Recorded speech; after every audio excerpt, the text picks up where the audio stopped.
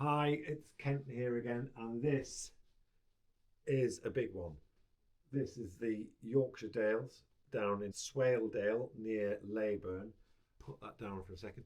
I was down a few weekends ago, and obviously I've got plenty of inspiration to be painting here in Northumberland with the coastlines and the beautiful countryside that we have.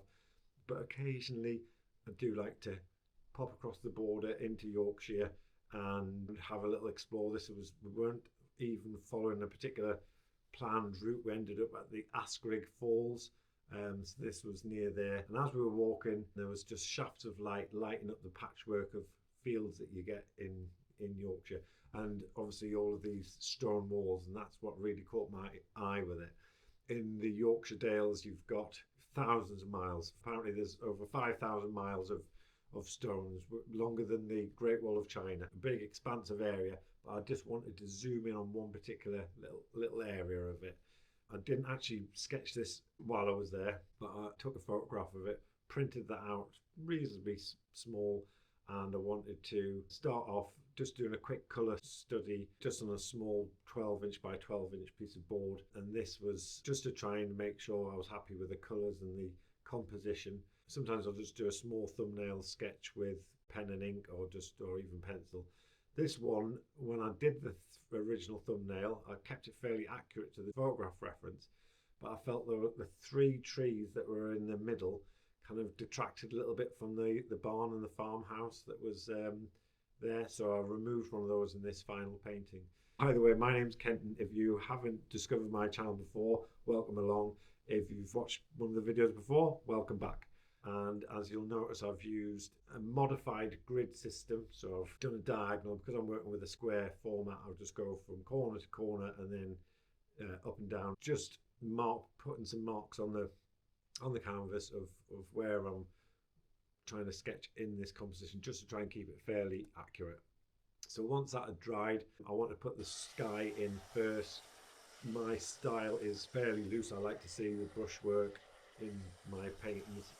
I'm using a really wide brush there. It's around about a 2-inch flat brush, and the first stage after getting the composition in is just getting the first blocking in done with the colours. So the sky goes in, the darker colours of the mountain in the distance, and then filling in the fields, just leaving the forms, not concentrating too much on the details of the trees and the barn, obviously. Once that had dried, then it was time to put over the second pass of colour. So with this, I'm mixing up a nice thick consistency, trying to keep the colour more uniform, and I'm applying that there. The colours that I'm using are just French ultramarine blue, white, cadmium yellow, also some lemon yellow as well, just to give that little kind of bluey, lemony tint, so that spring sort of feel to the greens, and some cadmium red as well. That's what I've used to mix the walls and all of the colours there. Once I've got all of that in place, the third stage of the painting complete, I reworked the trees a little bit.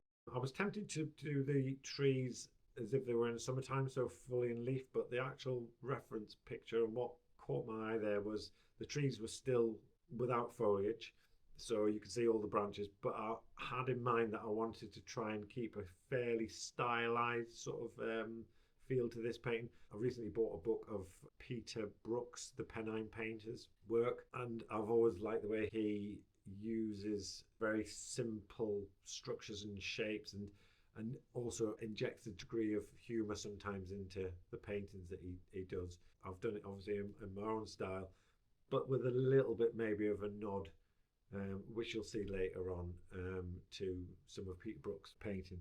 To achieve the winter trees, what I did is I painted just the rough shape of the tree, how it would be with the branches. Once that had dried, you could just about see maybe the shape of the trunk and the branches, and then cut out, as it were, painted the negative space, so painted the greens of the fields behind to bring out all those branches, and that is how I achieved that style. So it's given a stylized kind of look to it.